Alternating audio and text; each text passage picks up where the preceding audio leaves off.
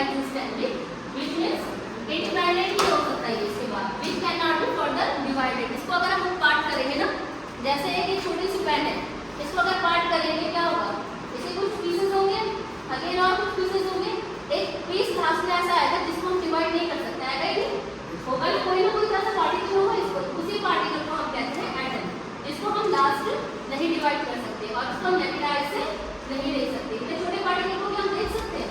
नहीं, बट हम एज्यूम कर सकते हैं। साइंस में आपको ये तो करना होता है ना, क्या करना होता है? एज्यूम करना होता है, चीजों को सोचना होता है उसके बारे में कि if this will happen what will happen in else, अगर ऐसा होगा या ऐसा होता है ना। आपने बहुत सारी प्रोसेस देखी है साइंस में, देखते हैं ना, फिजिकल एंड केमिकल चेंजेस देखते हो, पढ़ा होगा इसके बारे में, सबने पढ़ा है, आई एम श्योर 6, 7, 8 साल नहीं पढ़ा होगा, लेकिन टाइम में आइडिया होगा, पढ़ा है ना फिजिकल केमिकल चेंजेस, तो रोज आप चेंजेस देखते हो, ठीक है। सो केमिकल्स को, एटम्स को एंड मॉलिक्यूल्स को we use in our daily life, हम डेली लाइफ में इसका यूज करते हैं ना। सबसे पहले आपको क्या पता होना चाहिए, हम क्यों पढ़ रहे हैं इसको, एटम एंड मॉलिक्यूल के बारे में क्यों पढ़ रहे हैं? Because our entire universe is made up of elements, atom, molecule, ये सबसे बना है ना। और केमिकल्स जो हम सुबह से शाम तक यूज करते हैं, ये डेली लाइफ करते हैं, सुबह से उठते जो ब्रश स्टार्ट करते हैं, पेस्ट होता है, किससे बना है? केमिकल से, है ना। देन खाना जो खाते हैं केमिकल प्रोसेस से प्रिपेयर हुआ होता है। शाम तक भी कोई भी ऑयल यूज कर रहे हैं, कोई भी क्रीम यूज कर रहे हैं, कुछ भी यूज कर रहे हैं, इवन जो आप पेन यूज कर रहे हैं उसके अंदर नहीं है, वो भी केमिकल है ना। सो हम इसके बारे में पढ़ रहे हैं। उसके सबसे smallest particle even in the form of matter, it will be solid, liquid and gas. Matter का कोई भी पार्ट हो सकता है, इसकी जो सबसे छोटी यूनिट होगी that will be what? Atom. इसका सबसे छोटा स्मॉलेस्ट पार्टिकल क्या है? एटम है। तो अब आपको एक कांसेप्ट क्लियर हो गया कि व्हाट इज एटम?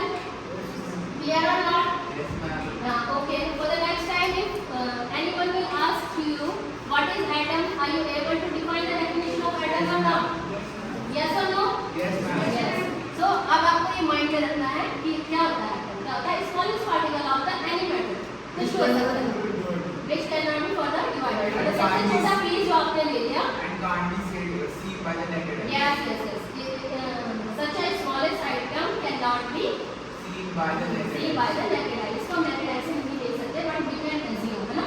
ये हम सबको पता है कि पौधे खाना बनाते ना, by which process? photosynthesis। But हमने देखा है कभी नहीं, बट हम उनकी ग्रोथ को देख सकते हैं, ग्रोथ देखते हैं ना, उनके फूड वेयरिंग देखते हैं, फूड है, सब कुछ देखते हैं।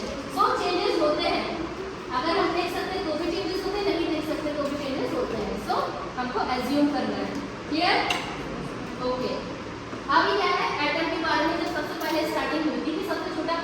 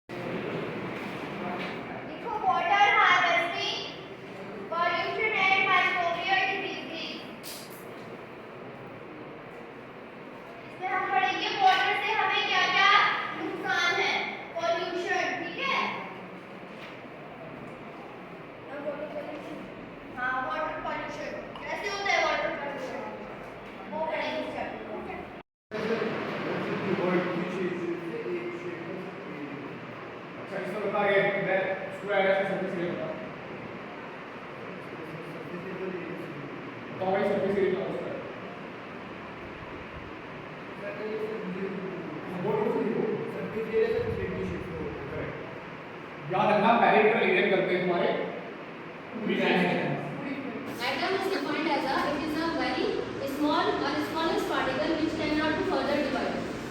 This is the definition of atom. What I just called, repeat. Who will repeat this statement? The smallest unit cannot be further The divided. smallest particle which cannot be further divided. तो atom को define करते हैं एक ऐसी definition से, ये definition atom की है।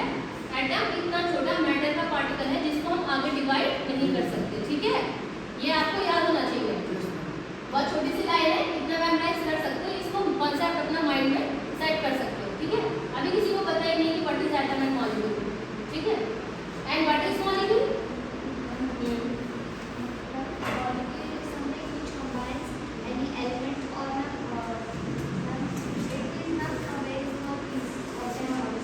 No, sit down. Because the smallest particle is the atom, so we cannot say